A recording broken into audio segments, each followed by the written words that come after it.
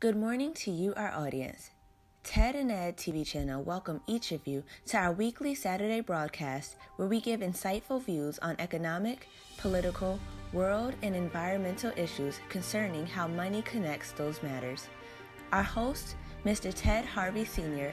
and Mr. Edward Bishop III, are now taking each of you into our world of money and its value, along with the evils that come from the greed of hoarding financial power. He that controls the gold controls the important decisions in this world. Good morning, Ed. How are you? Good morning, Ted. I am good. And how are you? Good. Want to welcome all our listeners right now and viewers regarding the money connection. Welcome, everybody. We got a big show for you today. There's so many things that's going on. I'm telling you, man, this has been a busy week. Busy week. Very busy week. Very busy week. We got some positive things that's going on. Some good news is coming out of Alabama. First Democratic senator was elected last Tuesday, and it's putting in some new blood into the Democratic Party. They are getting very vibrant here. They've taken a seat that was thought to be untouchable. And it's creating shockwaves out there for the Democratic Party and the Republican Party as to what they're going to do. And I believe right now that the Republican Party is probably looking at changing a little bit of their strategy. And also the Democrats are planning on changing part of their strategy. Well, let's hope so, because we know now that who carries over the vote now, don't we? Well, there were some unique things that happened there in Alabama that caused Doug Jones to win the election there, and it's going to be very difficult to repeat everything, every facet of how he won. But part of how he won and everything is going to be, hopefully, it's going to be used and stuff by other Democrats who are running for office, especially here in the South. Well, I mean, in Alabama, I mean, all the articles and news reports that I've read, and it looks like what he got 97% of the black women's vote. Oh yeah, well, and 95% of the black males vote. Right, but there was a driver.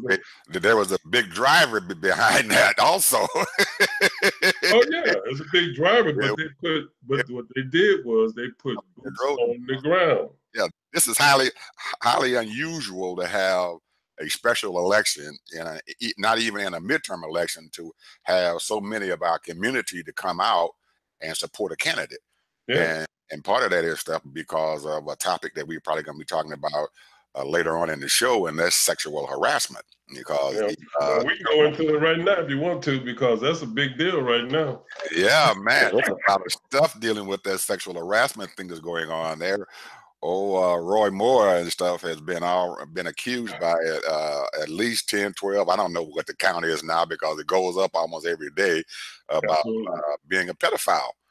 And some of the stories, Ted, that's coming out of that is unreal. How the people there and the politicians and stuff in Alabama have been knowing about this man being a pedophile for years. And unbelievable. It's unbelievable, man, that to keep him away from children because he lives down the street from an elementary school, they have to put a guard there at the school to keep him away. This is man. It's pathetic, man. A state attorney or a judge, that's wow, and they have no shame in their game, man. This and then he has the nerve enough to run around having a Bible in his hand, man. That's right there is just, I don't know, man. What you call it? It's like, I mean, it's worse than being a hypocrite, man. It's I don't know what you would call these kind of people. Well, when the Christian right first got involved in the politics, everybody was looking at them as being holier than thou, and they had all these different motivations and stuff for being a Christian and stuff. You be a Christian, you got to do this, you got to do that, believe in the Bible. But they have moved so far right from their theology and stuff today, it is almost unbelievable. and the fact that this man almost got elected. You know, he came within 20,000 votes and stuff of becoming the senator from Alabama. You would have thought that Doug Jones would have had a landslide with him as being a candidate, and then he won the Republican primary back in August against Luther Strange, who was appointed as the senator and stuff from Alabama when Beauregard was appointed the U.S. attorney. And he beat out Luther Strange out there. He came in there and beat the crap out of him. And that was a candidate that was being supported and stuff by the Republican Party, President Trump, and Mitch McConnell. Yeah, and so he and then right after that, everybody starts, you know, putting the spotlight on Moore, and come to find out he was a pedophile, and these older women were coming back saying this man abused me when I was a child. Yeah. And he's still not going to jail. He's still not been convicted and stuff for his crime that he has done. Yeah, well, they need to really get on that because, you know, I know he probably has a lot of power, you know, because he's a former judge and all that kind of thing. But still, they need to really get on that. Yeah, but one of the things that that's hot now is that even though everybody is claiming sexual harassment, you know, sexual misconduct, in Hollywood, California, they established a commission. And I mean, they had every executive from all the studios everywhere to actually show up. And guess who chaired this commission? Anita Hill. Anita Hill. Yeah, I got to reach over here and get something. You go ahead and talk, Ted. And Anita Hill says she had been doing this thing for 26 years about sexual harassment and bad conduct. And Anita Hill has been doing so many things regarding this, and because of the Clarence Thomas deal, now she is came back and she's actually involved and she's an expert at this thing because you know, a lot of her, you know, she had private practice, and so she's an expert at this. And she's why glad is she an expert? Why is she an expert? Because of, you know, Clarence Thomas, you know. Well, probably a lot of our audience and stuff, Ted, do not know about Anita Hill, and who wasn't around and stuff when they probably were little kids and stuff when she came into the spotlight. But she had a very, very, very big effect and stuff upon our second Black Supreme Court justice. And it was big news for a long time. Big news. Long time. Big news for a long time, man. It was on television, and it's been in the spotlight for weeks, and it created a lot of controversy and stuff out there. But Clarence Thomas finally attained the votes and stuff and everything to become a Supreme Court justice. And really, actually, I don't believe this news of her becoming the head of this organization and everything and stuff is probably creating some uncomfortable feelings and stuff inside of Clarence Thomas, because I'm pretty sure that he and his wife thought that they were way past this, and now it's going to be coming back into view again because of her appointment and stuff there to this commission. So, well, I mean, I'm happy. You know, when I say happy, I mean I'm sort of kind of satisfied that at least people out there are recognizing misconduct, you know, and because although, you know, I've worked in the corporate world for over 30-something plus years in different companies, Fortune 500 companies, and to be quite honest with you, I've never seen it take place. You know, all the companies I work for, you know, I work around a bunch of women. And, you know, we went on calls together, did this together, had different projects together, male and female, and, you know, people joke, you know, and have fun and laugh, and we'll go out to lunch and stuff like that, but it was never any kind of disrespect. You know, it was a camaraderie. Mm-hmm. So these types of people, they do things sort of like behind closed doors, or when they catch the people by themselves. Mm-hmm.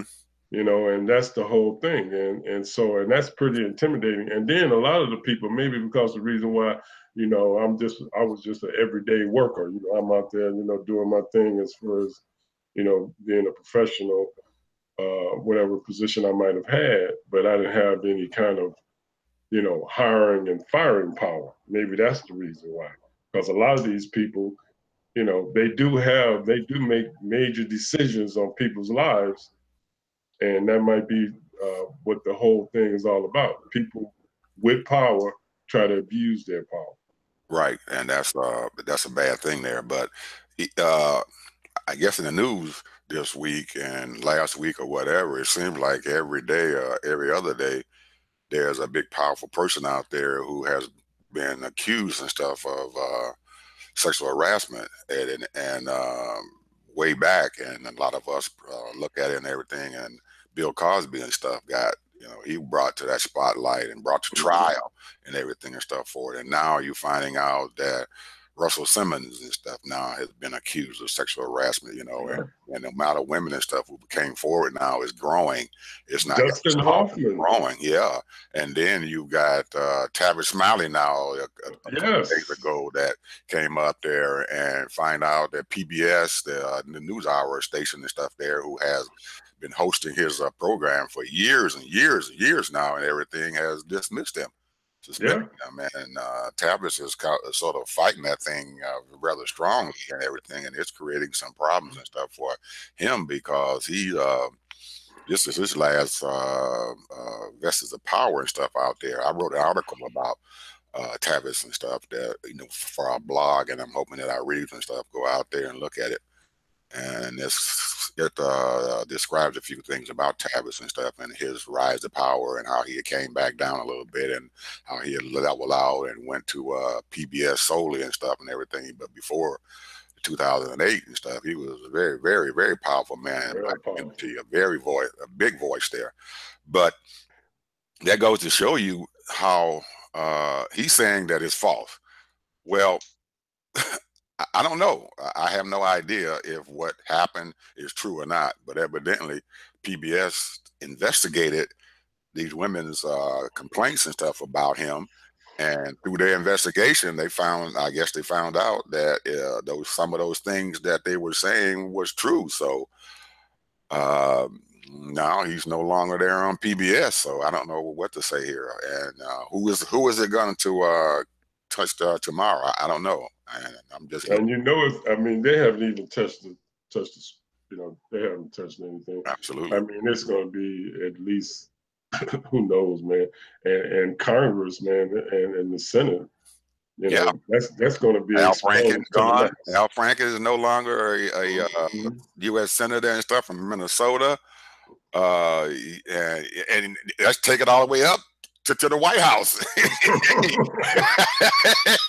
Well, they got a lawsuit. They got a serious lawsuit for 45. They got a serious lawsuit going, you know, all these women. So we'll see what happens on that. Because so I guess every time this happens, you know, he kind of cringes every morning he wakes up and he sees somebody getting telling them that they've been doing this. So every time they bring it to light and everything, he comes to light also. So he's trying to hide and stay out of the spotlight, but he can't do it.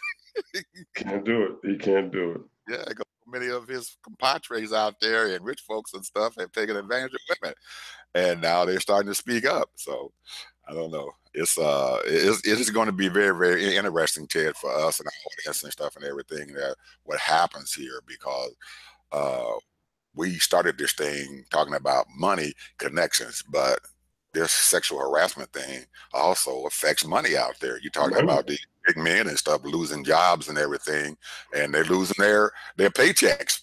Yeah. And then the thing is that you get some of these women, and let's face it, let's be honest about it. Some of these women use their sexuality to get jobs.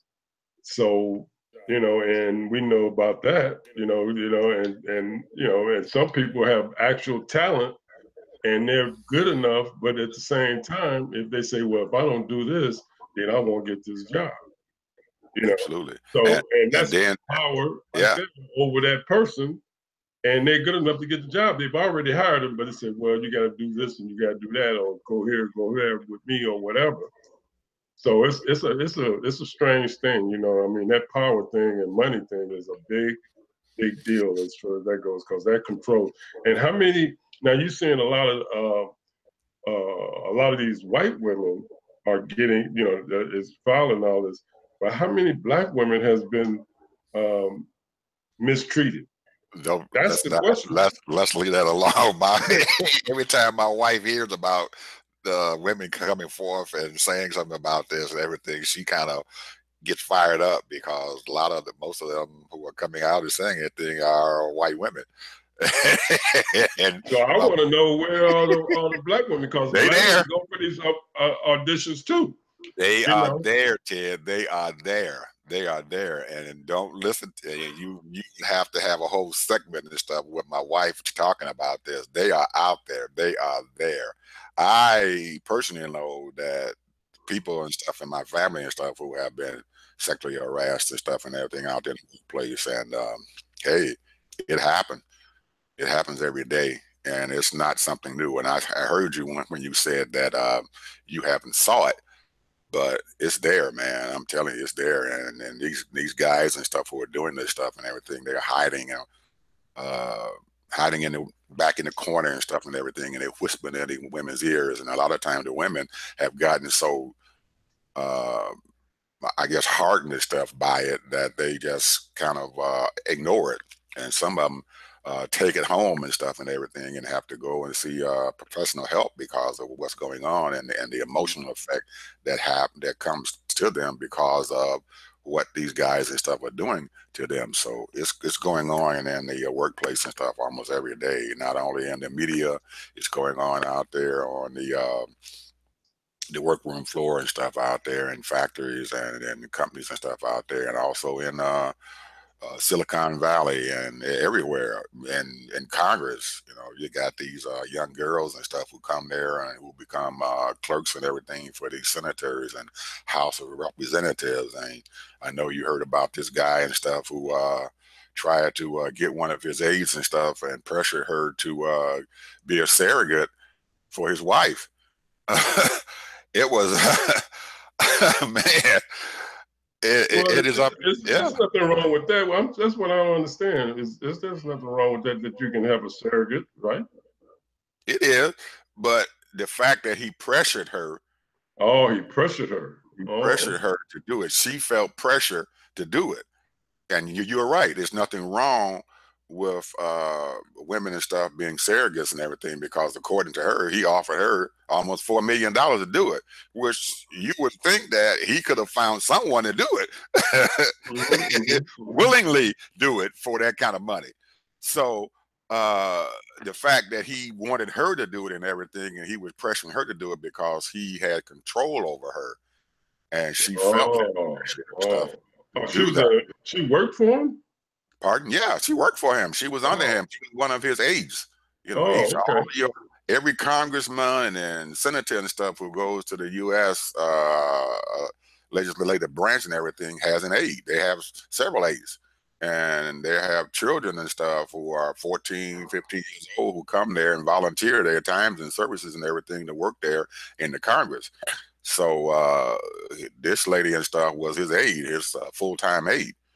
And she said that she was riding out here. She had already told him no, and then she was riding in the car with him going somewhere, and he put some more pressure on her to do it.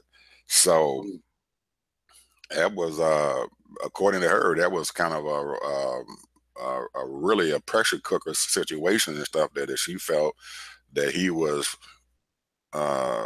abusing her, sexually harassing her, and which it could be. You can consider that. Maybe he thought that it wasn't sexual harassment because he just asked her a question and everything, but man, wow, yeah, Yeah, there's a lot of women out there that he could have found to do something like that. His child. Yeah. So he was going to retire and stuff at the beginning of the next congressional session, but I guess once his wife, found out about it, she just went into the hospital and then became desperately sick by it, and so now he's just turned in his resignation. He's left. So a lot of he must make a lot of money. Yeah, a lot of these retirements and stuff now and everything, and probably going to be things are going to come out that a lot of these guys and stuff were being accused by it. And then you look at the representative, the black representative from Michigan and stuff and everything, and he used some of his campaign funds to pay off women and stuff who were bringing lawsuits against him, and he finally retired. What's his name? Man. From Michigan, I know who you're talking about. Yeah, he was the longest-serving representative there in the House, and I can't think of his name right now because there's so much stuff going on in my mind there, so much things going on that it's hard to keep up with it. So I can understand why our audience and stuff can't. This news that's going on out there, it comes as a surprise to them because there's so much stuff going on, Ted. Anyway, we got another real topic out there, this tax cut thing that's getting ready to come on, and big time tax cuts going on, and the Republicans have decided that they're going to enact a tax cut. And usually, just like in 2001 or 2002 when Bush came into office and everything, he wanted to do a tax cut, and he got the tax cut through very easily, because usually when you start talking about tax cut, everybody is for it. But this thing right here that they're putting through Congress and stuff right now is just horrendous, Ted. I mean, it is just totally horrendous and everything. And the fact that they are not hiding the fact that most of this tax cut money is going to billionaires out there and millionaires out there. It's not going to the middle class. All those tax cuts are going to them, and they're increasing the debt just to give them a tax cut. Yeah, they're going to increase the debt. And then the thing about it, and when you say millionaires and billionaires, what they've done is they've taken the top marginal rate, and they reduced it from 39.6 to 37%. And one of the things that they're going to do is their estate tax.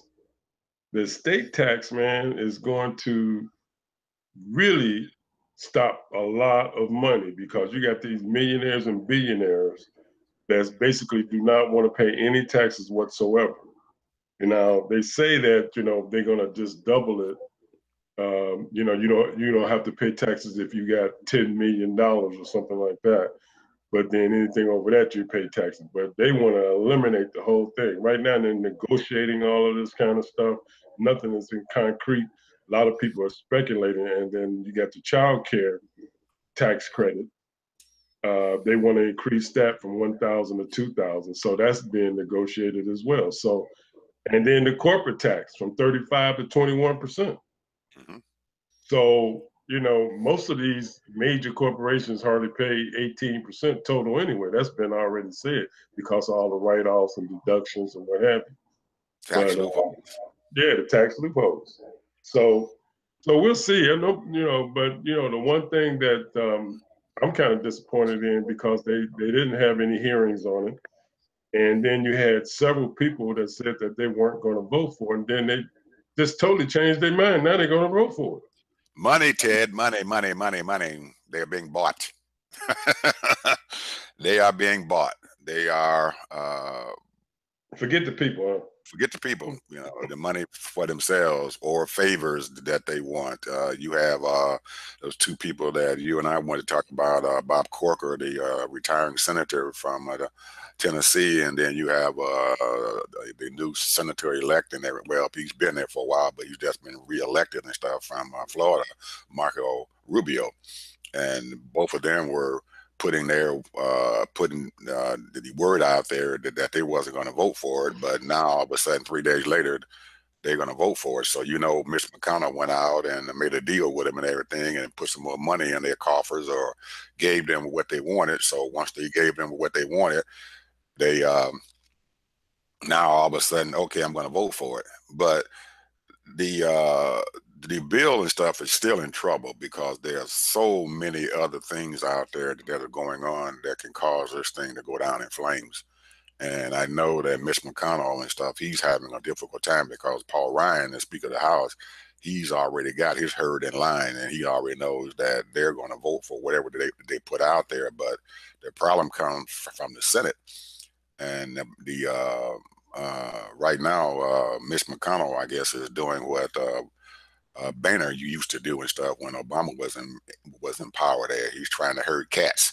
And it's very difficult to herd a cat to get cats and stuff to do the same thing. So you got John McCain.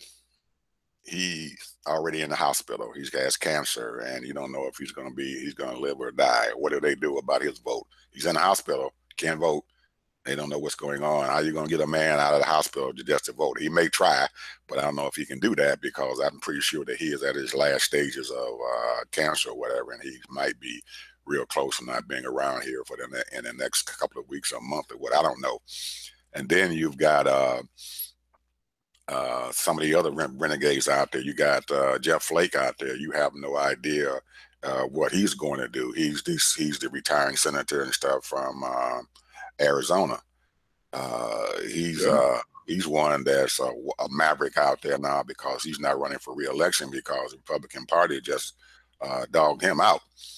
And then you've got another man, real big wild cat out there. There's a senator from Mississippi named Thad Cochran. He's been in there for a long time. He's in his 90s and stuff now. And you don't hear very much about him. Whenever they meet him, they bring him from his home in Mississippi and they prop him up. And somebody holds his hand, say yay for the Republican Party. But he is in full dementia. He should not even be in that seat, but he is sitting there because there are entities and stuff out there who are keeping him going. And that's a voting stuff that they don't know if they can get to vote and everything for this thing. So you've got 2 votes there that even though Rubio and Corcoran now saying they're going to vote for it, those 2 are in doubt. And then you've got the lady from Maine, the senator from Maine, her people. Yeah, her people are putting pressure on her, man. It is unbelievable. And she had aspirations to run for governor and stuff there of Maine and everything, but I don't believe that she's going to be reelected to be the senator there because her people are just in an uproar and they are creating problems for her. So I don't know if she's going to vote for this thing or not. But you haven't heard anything from Murkowski from Alaska and everything. She hasn't really come forth and said, yes, I'm going to vote for this daggone thing.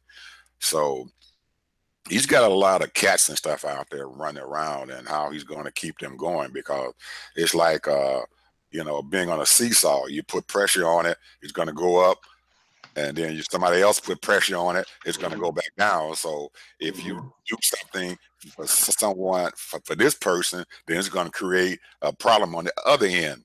So that's the balancing act that McConnell and stuff is going through now to get this. Well, you know what? Good for him.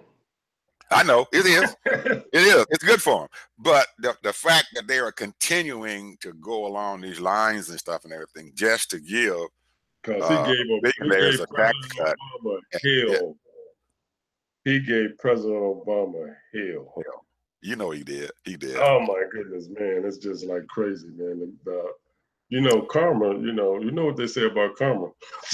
So therefore, the bottom line is, I don't feel sorry for him one bit, because he's not doing, his interest is not the best interest of America, in my opinion. His interest is, as long as he getting that money from the Koch brothers and all these other billionaires out there, and prop up his finances and help his cronies or whatever. And that's basically what they're doing. They're just helping each other out, so that they can live the good life, the so-called good life. But you know what? You got to look at yourself in the mirror every day, so more power to them. Hey, look at here. One of the things that, just to switch gears, big thing that's going on, Walt Disney Corporation, is buying or trying to buy 21st Century Fox for $54 billion, really $52.4 billion. Well, I don't know that they want to buy Fox, that they want to buy Fox's library. They have a huge media library out there that they want, and it's worth a lot of money. Yeah. That they want that library, and it's just like all these other big corporations out there now who are buying up other companies or whatever to create a huge conglomerate and everything that's going to make more money, that's going to raise their stock values or whatever. Oh yeah, well, you know what this stock is right now, $111.27. Well, but if that thing goes through, it's going to go up. It's going to go up because and check this out. 21st Century Fox owns 30% of Hulu. Oh yeah. So there you go. And that was the streaming thing you was talking about. Right. You're getting deeply into this new era and stuff of the internet, Ted, this streaming thing that's going on now, because most people, a lot of our audience out there probably now are still having their media, their television and stuff coming from subscriptions to Comcast and AT&T and Time Warner and all that, and their media is coming to them through these companies. But about 5 years ago, there was a huge segment of our population and stuff who decided that they weren't going to continue to pay all that money that these companies were charging them to get their media. So they started a thing called streaming, where they go out and they find their own content. And now today, almost 5 years later and everything, a lot of these subscribers and stuff who were subscribing to Comcast and Time Warner, Charter, and all these people for their media and everything, now they've dropped them.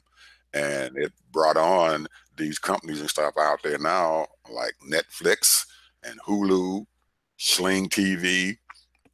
There is an untold amount of methods and stuff now that you can grab your own media, and you have a choice as how you want to do it. And what these small companies have done, they have gave people subscriptions and everything and stuff for almost little or nothing, peanuts. You know, you look at Netflix, you could have gotten them when they first started out for $5.99 a month. You get their media and stuff, and it gets streamed to you through the internet. You had Hulu; they were charging $7.99 a month and everything to get their media and stuff through them. And they started out small, but now they become big entities and big players and stuff out there in the market. Because right now, you look at Netflix. Netflix has over 100 million subscribers. That's a lot of money. A lot of money coming into their coffers every month. And they're only charging, well, it's going up now. I think it's $7.99 a month. So you talking $7.99 a month. You have 100 million subscribers. Do the math. That's a lot of money. Yeah. And now, so the thing is, with Disney wants to get in on the act. Yeah. Well, you can't blame them. You know, they're already somewhat in it because, you know, they with all these different, they got their own channel on, you know, with a partnership with Comcast and all of those other companies and, you know, around the country. Tony. Because they only, you know, but the thing is that the rumblings is a possible hearing on antitrust. So that's what they're threatening. Maybe they're doing that because, you know, the senators or congressmen, you know, that want to do this hearing, you know, want some money. That's how they work, you know. They say, hey, well, you know, this is a possible antitrust. I don't think we're gonna have a hearing on this because I don't think they're gonna do one of those AT&T type things where they broke them up and everything, and now after 25 years later, AT&T came back even stronger. But so Disney has gotten big, man. I mean, they're buying all kind of stuff up, man. They've been buying for years. They've been buying up all. Well, you know, Comcast is also buying a lot of stuff out. AT&T is buying a lot of media out. They've gone from being the telephone company and stuff of the United States. They've gone to being a media empire. They bought out about a couple of years ago. They bought out DirecTV, which was a satellite-based entertainment thing where people were getting in their movies and stuff through DirecTV. Now AT&T has bought them out now, so they are using DirecTV's subscribers and everything, and they're building upon that, and they got involved also into the streaming business also. Mm-hmm. Yeah. This market on the internet, Ted, has become a huge money maker and stuff and everything out there, especially for this country, and it's happening and stuff in other countries all over the world, man. Billions and billions of dollars. And so we and then take this to an offshoot and everything. We Thursday, the FCC and stuff took away our net neutrality. That they voted against it, which is all these things tie in together, because if we don't have net neutrality where everything out there on the internet is equal, then you have a power structure out there that's forming that is looking to get huge sums of money and stuff in there, and adding to the cost of using their internet. Absolutely. You're gonna pay to use that internet now, man, because they have the money that they can make from doing this and stuff is astronomical. Yeah. So, and we're fixated over, most of us, we live on the internet. If you're on the computer every day, 4 or 5 hours, you're looking up, you're researching, or you're doing business or whatever, you got to have that internet. You got to have it. But hopefully, when these things and stuff happen, Ted, I'm hoping that it does, since it has happened, and it was fought before when Obama was in office and everything, and you had Tom Wheeler, who was the chairman of the FCC. He went ahead and enacted net neutrality laws and rules and stuff out there, which made all these media companies and stuff out there who are on the internet a utility. And when they are classified as a utility, then they have to make sure that everything out there is equal. Well, now that they have went out and just took net neutrality and everything and just threw it by the wayside and said, we're going to abolish that law and everything now, that rule and everything, they're no longer going to be classified as utility. It just opened up that pocketbook and everything to where people are, these companies and stuff are going to take advantage of that and everything now, because everything now does not have to be equal.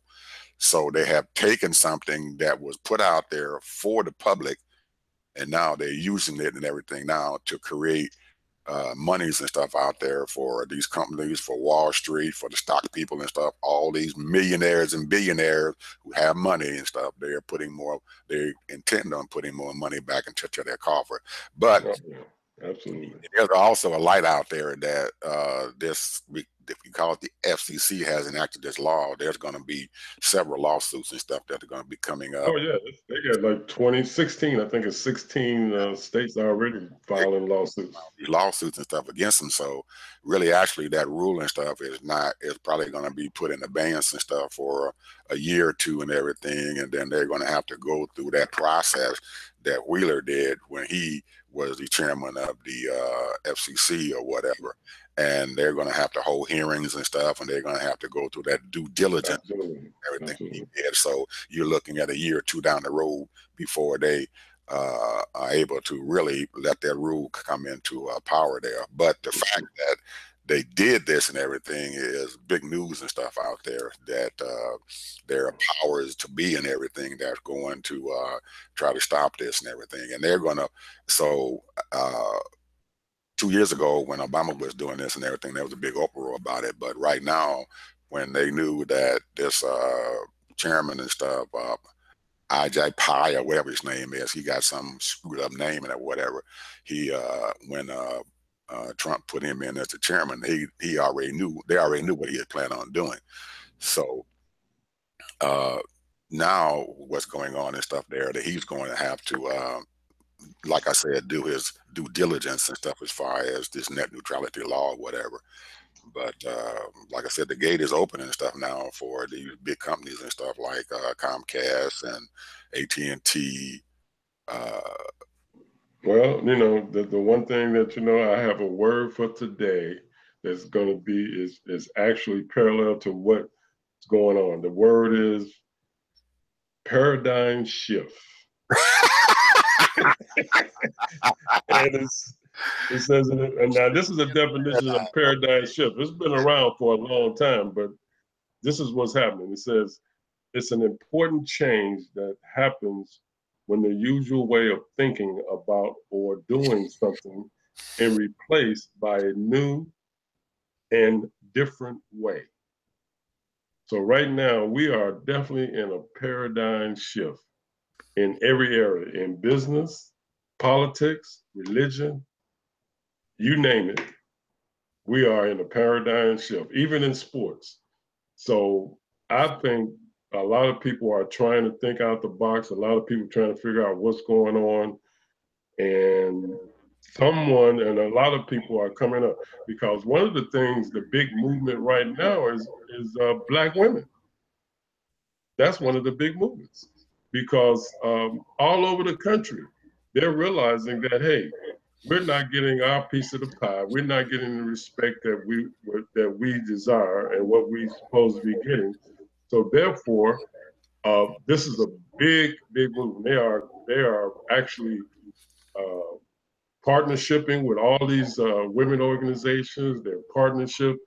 Not only that, but they're coordinating with each other and collaborating with each other, and they're getting involved in politics in a mighty way, and in business. You know, business right now, the number one person that's opening up new businesses is Black women. So there it is. We are in a paradigm shift. Well, you came up with the magic word out there, Black women, and it brings to me, because of who you and I are, where are the Black men at? Where are the Black men? You have the white men out there who are running, and you have the white women who are sitting there behind them. But you have the Black women out there, but where are the Black men? And that goes back to a thing that is going, a trend, I guess, that is going on now. That has been happening for about 15 years and stuff now. If you go into any of our universities, the HBCUs, any university out there, if a Black man goes to one of the universities and stuff, he is outnumbered women 10-1, sometimes 15-1, sometimes 20-1. So if the Black men aren't educating themselves so they can become entrepreneurs and stuff out there, there's just one of the main reasons and stuff and everything why women out there now are taking over, because they are the ones and stuff who are doing that due diligence to prepare themselves and everything for this financial world. So I'm looking at my gender and everything, and our community and everything, and I'm trying to figure out what do we do and stuff for that. Is this going to be the good for our community, or this is going to be a detriment to our community? I don't know, but I do know that the Black men and stuff out there need to start rising up. They need to get off into school. They need to educate themselves so they can become out there and be a driving force out there in this economy that's going on. Well, there's a lot of Black men that's doing things, but the thing is, and the organizations and everything is out there. It's just a matter of them getting involved. Those people that you might not have a college degree, but you still can, join these organizations, like NAACP, Urban League, all kinds of organizations, 100 Black men, and get involved, and you have your support system.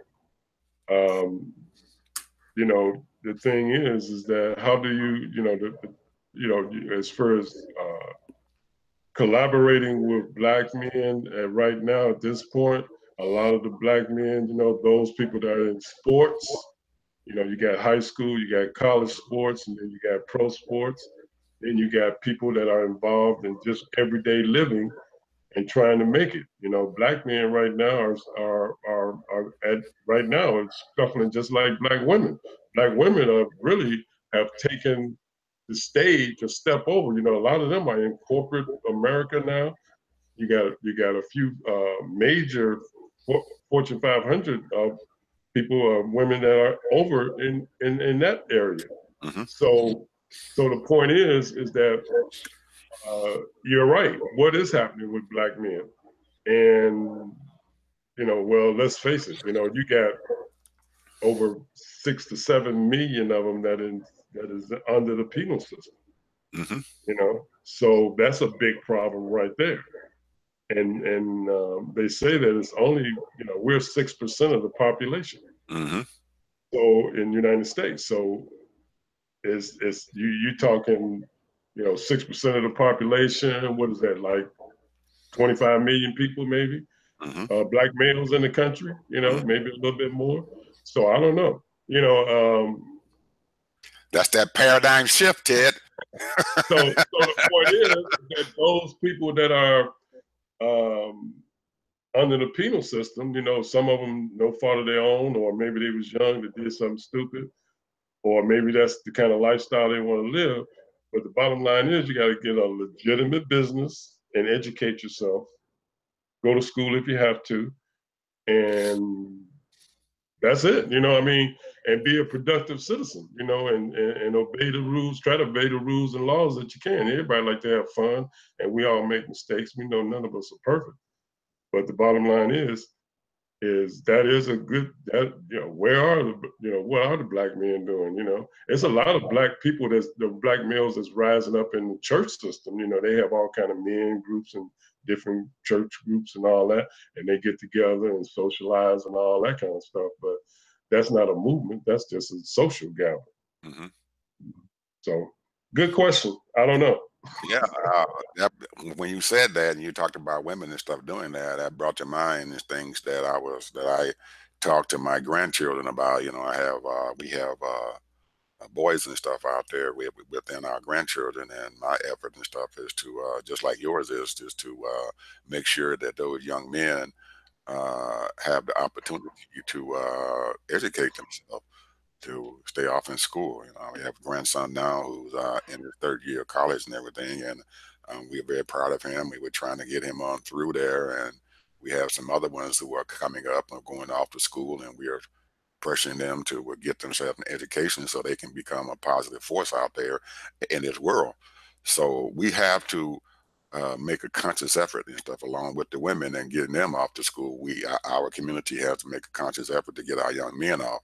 And things that we have to do is to protect them while they're in school and make sure that we are supporting them. I know that when my son was going off to school and everything, he was under a tremendous amount of pressure and everything because he was a black man.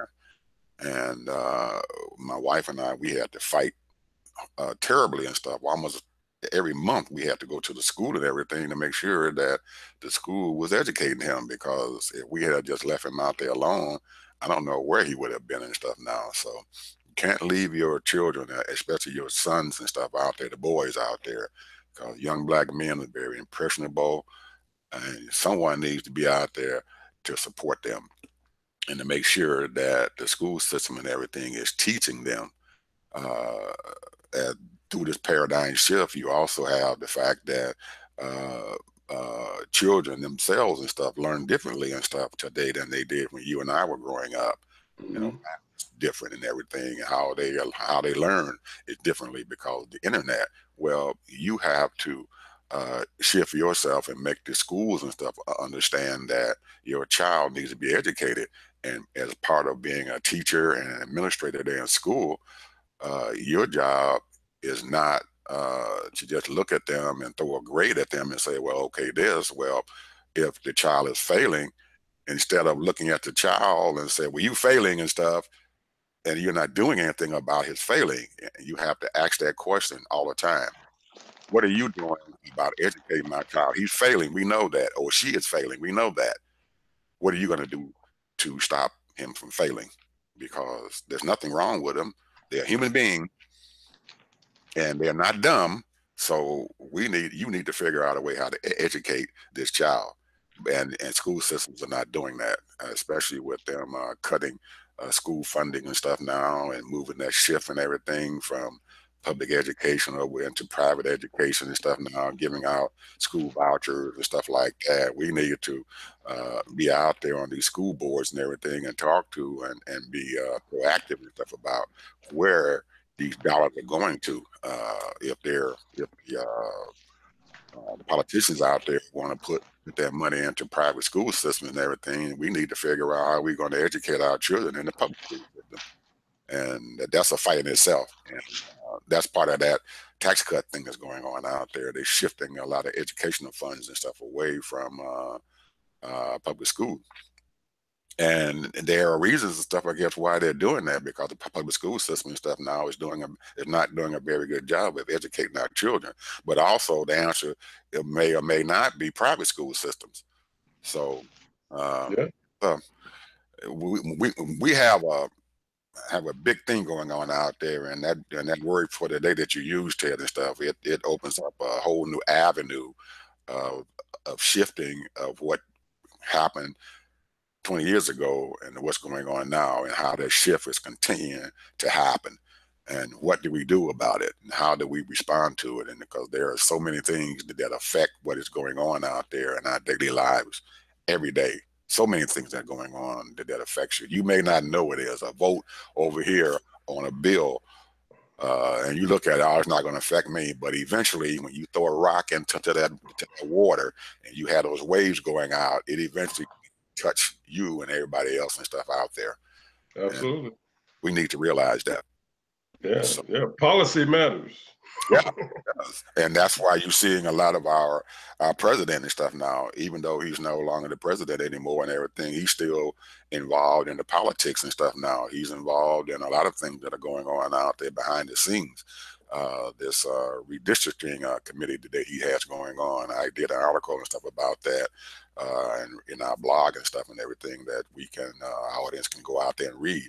And I'm hoping that each and every one of the people and stuff who are following us and stuff here on TNA TV channel and stuff go out there and look at our blog and everything and look at our Facebook page, because we're going to start putting a lot of things and stuff out there, a lot of articles out there that are talking about what's going on today that is relevant to the urban community. And the thing about it, what we want to do is we want to get solutions and open dialogue where people can bring in suggestions and even other organizations that might check the channel out or check our blog out, because collaboration is the key right now, as far as our community goes. And you mentioned Black men and Black women, everybody, this ain't no battle, as far as who's gonna be on top. The bottom line is we all got to work together, and we got to realize that there are entities that out there that's for themselves, and I don't blame them for being for themselves, but you got to be fair, and that's the thing. We pay taxes, and we pay sales taxes, real estate taxes, property taxes, all that kind of thing, just like them. So therefore, it should be, those funds should be available just as like it's available to them. Absolutely. So the bottom line is, you can't keep giving it all the monies to your cronies, and that's what's happening. That's been happening for a long, long time. Hey, one of the things that two things I'm gonna do real quick, and then we can go on to something else. We got two segments here. One is a holistic health. And I'm gonna go real quick on this one. Okra is one of the best. They call it ladies' fingers. That's the first time I've ever heard of that. Ladies' fingers. You ever heard okra be called ladies' fingers? Oh. Well, that's what they call it, and it's high in fiber content. It's one of the emerging superfoods right now. Okra, and full of vitamin C and A and K, helps prevent diabetes, kidney disease, and supports colon health. So okra is one of the superfoods. Try it out.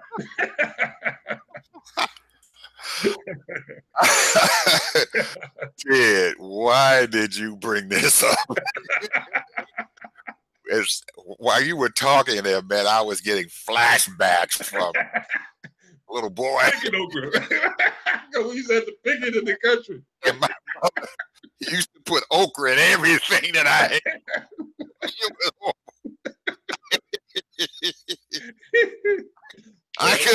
I could rice and sausage, man. I love that. Couldn't stand it, man. Okra and everything. Hey, it's good for you. I'm 7, 8 years old now. You couldn't tell me it was good for me, and you get that stuff, and it was that slimy stuff. Oh no, I can't eat this. So she would turn her back, and I would pick the okra out away. Oh man, it was horrible. And then when my son was a baby, his grandmother used to take care of him, and his grandmother loved okra. She would just make it and eat it by itself. Yeah. And she would feed it to him. And I'm looking at him and saying, man, how can you eat this stuff?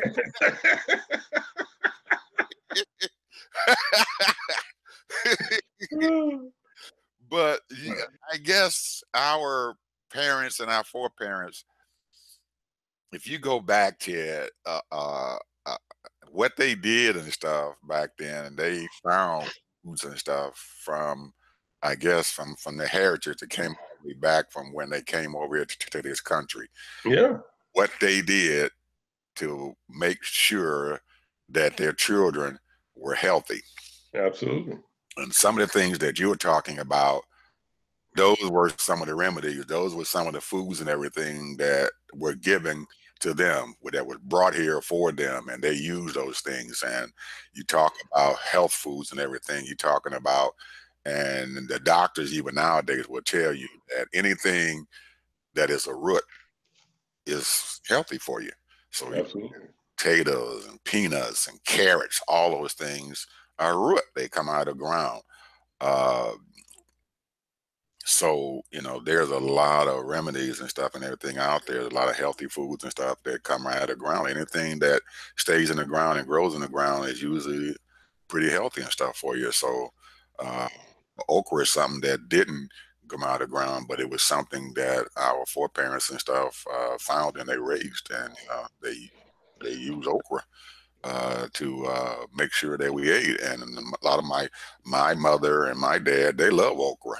But I didn't. I couldn't. It was something that I just couldn't stand. But you find a lot of older people. But nowadays, we don't see people and stuff going back and using some of those foods and stuff that our foreparents and stuff brought us up on. Absolutely. And that's what we should do. I mean, basically, because, you know, this synthetic medication, all this stuff that they're making now, man, you know, is drugs and all that stuff. That's not really, you know, it's always after effects. Some kind of disease is going to cause something else to break down. So, and I'm not saying there's something wrong. There's nothing wrong with taking medication. I mean, because it'll sort of kind of at least slow it down to a certain degree. But the bottom line is, you should try to eat as healthy as you possibly can. And at this stage, you know, it's really hard to do that. You know, especially in some of these whole food stores. They are so expensive, you know. Mm-hmm. And, you know, if you compare a bushel of beets, for not a bushel, but I guess you would call it. I don't know. I forgot the name of it now. What they used to call it, but you know, they come like in three together. And I think if you go to a health food store, it costs you twice the amount. Mm-hmm. $3 versus $6. Mm-hmm. So, you know. But anyway, enough of that. Hey, next one is the big connection, believe in God connection. I know last week we was talking about if you draw near to God, he'll draw near to you.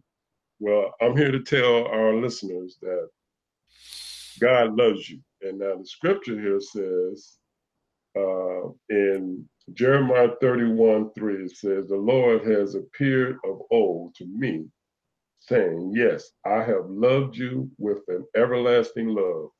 Therefore, with loving kindness, I have drawn to you. So that means that God does try to draw to you, even though you want, if you want to know God, draw near to him, but he's drawn to you all the time, because when people talking to you about God or mention about God or say, I'm praying for you, that means people are drawing, God is drawing to you so that you know that he loves you. That's my word for the day. That's Okay. my verse for the day. Well, I was sitting here looking at my, I get a word every day and stuff from my wife has a ministry where she sends out text messages every day to audiences that has gone up to almost 125 people that she sends out a word for the day for. And she does a pretty good job and stuff is doing that. I was waiting on her word for the day today, but she hasn't sent it out. So I'm going to make sure that the next time we come on that I have my word for the day, because having believing in God and having him in your life and stuff and everything brings about, like we talked about before, peace and stuff inside of us. And even though most of us are out there struggling and bustling around and everything, sometimes you have to grab that word and everything and realize that he is out there, he is still there, and that if you have faith and stuff in God, it's going to help you down the road. You need to have that faith. Absolutely. We always say faith is no bigger than a mustard seed, but sometimes you have to realize that if you got some real bad things going on, or your job is creating problems, or you're having problems with your children or whatever, if you believe in God and stuff and you praying and stuff for them, something's going to happen, because he has he will bring things to you that you don't know about. And I look at my wife's verses and stuff that she sends out, and she sends them out to, like I said, those 125 people every day. And every day she gets a word back and stuff, and somebody, thank you for that word. It meant something to me. Now, she didn't know when she sent that word out who it was going to affect, but she sent that word out. And it always, to the person and stuff, someone within that group is going to say, thank you for sending that word out, because I needed it that day. So sometimes, God is out there and he's going to send you that word to get you through. Right. And you don't know where it's coming from. It might come from anybody. It can come from a person who's walking down the street. You have to be willing to understand that it's there, and you have to have an open mind to accept it, because you don't know who God is going to send to you to be your messenger. It could be your enemy that he is sending to give you a message. So, be aware out there. You can't be angry and upset and stuff at everything that's going on in your life. Even though sometimes you might have a reason to do that, but absolutely. But, you got to maintain yourself. Got to maintain, your emotions. You need that peace. You cannot make a good decision when you are angry or when you are all upset. Stop. That's right. Think a little bit. You don't make good decisions when you're angry, because you'll turn around and regret what you did. If you become angry, find a way to ease that anger and calm yourself back down. Because I have done it. I have gotten angry and I made bad decisions, and I know it can happen. Absolutely. Because one all you gotta do, like what I always tell my grandkids, and I've told my kids that there's a thing called temporary insanity. And it's real. And it's real. And you can, all you have to take is 5 seconds. You can do something really stupid that you shouldn't have done, or you shouldn't have said, or whatever. And that temporary insanity comes in, and all of a sudden it takes over you, and you don't care. And all of a sudden it can mess up your life. It can mess up your whole life for the rest of your life. Absolutely. And you don't want to get into that situation, and you got to always try to stay calm, stay cool, the best you can. We're not perfect, and Absolutely. So So anyway, there's a lot of things, other things we could talk about now, but we're sort of kind of running out of time here, Ed. Oh yeah, man! Always, man. Every time we have this thing, I always look up there at the clock and say, "Oh my God, I could talk about a lot more things," but this clock is going by, going by, going by. But it's good that we get in. You get in those different segments and stuff there, that big connection and stuff, that word that we need to give people that would calm them down, because there's a lot of things out there that will make you angry and make you upset, but you need to have that calming down thing, and you also need to have to worry about your health. If you want to stay around here for years that's given to you, then you're going to have to make sure that you stay conscious about your health. Nowadays and stuff, Ted, you know, you and I both are getting older, and we're seeing a lot of our friends and stuff who we used to have friends and stuff a long time ago. They're gone. And we're still here because we try to take care of ourselves and make sure that we're healthy. We go to our doctor's appointments and whatever. So along with going out there and doing a lot of things out there and putting out articles, whatever that we do, and putting that website up and taking care of the Facebook page, doing our videos and all that other stuff, we have to take time and stuff for our health and make sure that we're okay, and drink plenty of water. People, drink plenty of water. We get older, we want to have pop and juices and all that stuff. We don't have juice in our household. We don't have pop in our household. We have water. So hopefully that's helped us a lot. And I know that you drink probably a lot of water. So sometimes I know I do.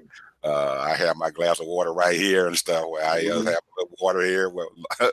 But I have some vices and stuff. I have to have my coffee in the morning, but other than that, I have to get that water and stuff in, because water is a basic thing. You know, our body and stuff basically made up mostly of water. So if you don't put that water and stuff back, your body is not going to function right. The cell's not going to function right. So absolutely, and the one thing that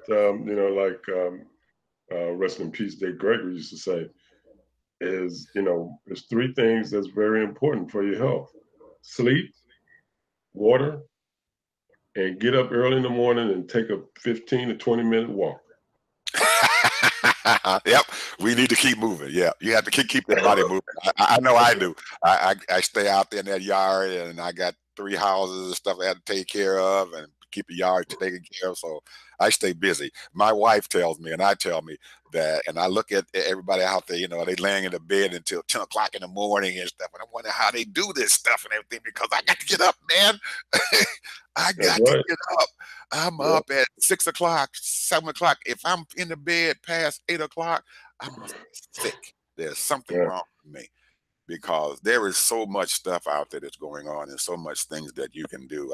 I stay more busy now than I did when I was working. Yeah, it is unreal, and I have a long list of things that I have to do and stuff, and I can't get to any of them, Holly. I just have to prioritize my stuff that I have to get done, because it's just unreal. So if someone tells me, and I look at my grandchildren, I look at them sometime and they tell me, "Granddaddy, I'm bored," I get mad when they tell me that. I'm bored. I was like, okay, come on with me. We're going to get that boredness out of you. Read a book. You know what? You must have been reading my mind. That's exactly what I would say. Read a book. Read a book. Get you a book. There's all kinds of things. You have no business telling me that you are bored, all this stuff going on around here. So most of them now, when they come around me, they don't tell me that anymore. And there's a word, Ted, that we're probably going to talk about next week. And I'm going to tell the audience and stuff what it is. Can't. Okay. All right. Can't. All right. Well, I'm gonna let you have that statement all by yourself next week. Yeah, can't. I tell my kids and stuff, I can't do that. Don't you tell me that. Take that out of the dictionary. Cannot. I cannot. I cannot do that. Oh, yes, you can. So I put that at the top of my agenda and stuff, Ted, for next week. Can't. All right. In capital letters. Our children don't need to hear that word. I can't do that. I don't know how to do that. I can't do that. He's smarter than I am. Oh, no.